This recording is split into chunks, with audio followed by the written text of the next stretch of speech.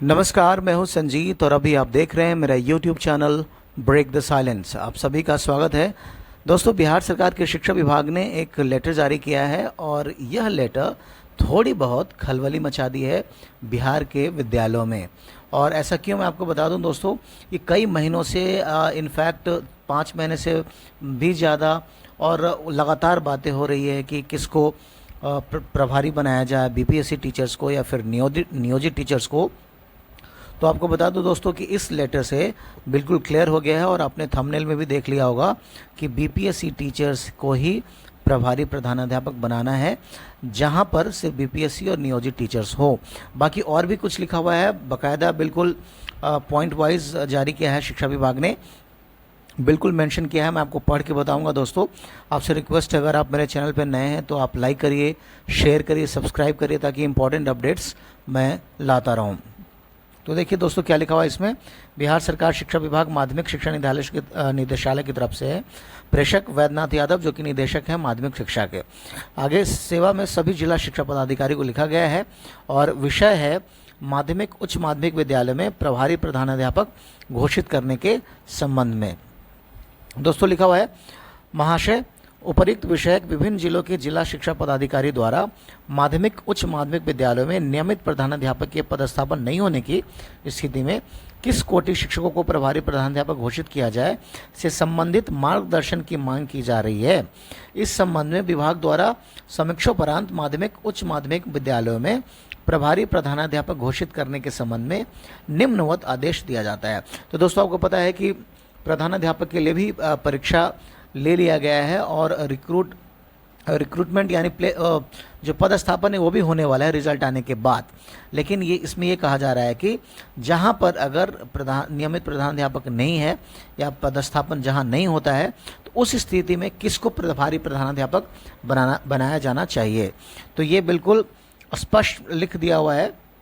आपको मैं main point भी पढ़ के बताऊंगा दोस्तों कि मैं क्या कहना चाह रहा हूं आपको, और जो थंबनेल में लिखा हुआ उसके बारे में।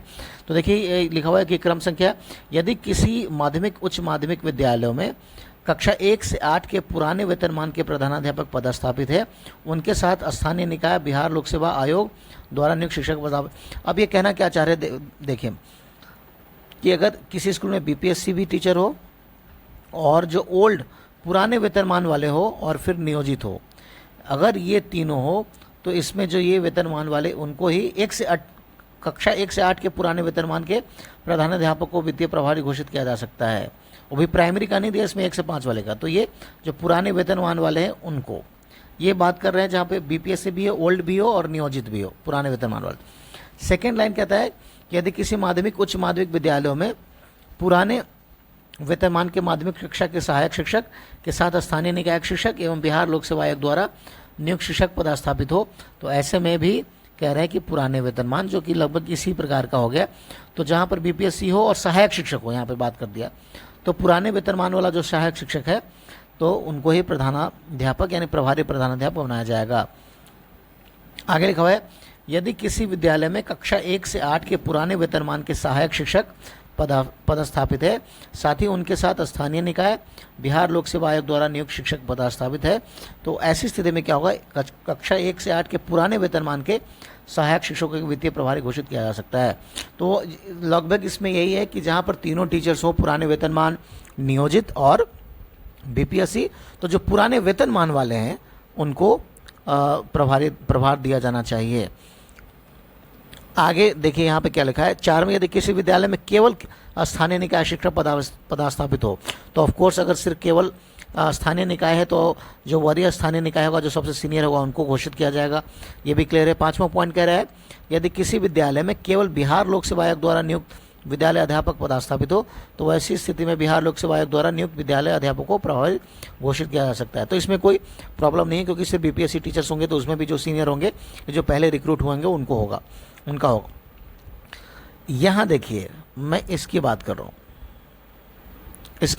हूं, जो कि बहुत इंपॉर्टेंट लाइन है और थंबनेल में भी ये लिखा हुआ है कि यदि किसी विद्यालय में बिहार लोक सेवा आयोग द्वारा नियुक्त विद्यालय अध्यापक एवं स्थानीय निकाय शिक्षक पदस्थापित हो, यानी नियोजित शिक्षक बिहार लोक सेवा आयोग द्वारा नियुक्त विद्यालय अध्यापक को प्रभारी प्रधानाध्यापक घोषित किया जा सकता है। तो दोस्तों इस पॉइंट से कहीं खुशी तो कहीं गम है, और यही पॉइंट जो है कि खलबली मचा दी है।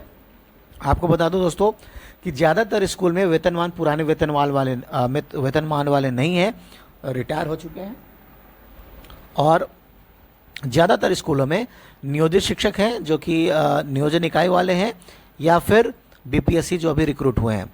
तो उस स्थिति में कह रहे हैं कि जो बीपीएससी टीचर्स होंगे उनको ही प्रभारी प्रधानाध्यापक बनाया जाए। तो दोस्तों ये क्लियर है। आगे लिखा हुआ है कि नियमित प्रधानाध्यापक की नियुक्ति के पश्चात ये व्यवस्था स्वतः समाप्त हो जाएगी। उक्त आदेश पर सक्षम पदाधिकार का अनुमोदन प्राप्त है। तो विश्वास भाजन वैद्यनाथ यादव, निदेशक माध्यमिक शिक्षा। तो ये कह रहे हैं, ये वाला जो लाइन का मतलब है कि जैसे ही नियमित प्रधानाध्यापक यहाँ पर नियुक्त हो जाएंगे, पदस्थापन हो जाएगा, तो फिर ये जो रूल्स हैं अपने आप हट जाएगा दोस्तों। तो जैसा कि आपने थंबनेल में देखा था दोस्तों, पहले भी मैंने बताया कि जहाँ पर नियोजन इकाई के टीचर्स है और बीपीएससी है, तो बीपीएससी वाले को ही प्रभारी प्रधानाध्यापक बनाया जाएगा। दोस्तों आज के लिए यही। आपसे रिक्वेस्ट कर रहा हूँ फिर से, अगर आप मेरे चैनल पर नए हैं तो लाइक करिए, शेयर करिए, सब्सक्राइब करिए, ताकि एजुकेशन से रिलेटेड खबरें आपके समक्ष में लाता रहूँ। जय हिंद, जय बिहार।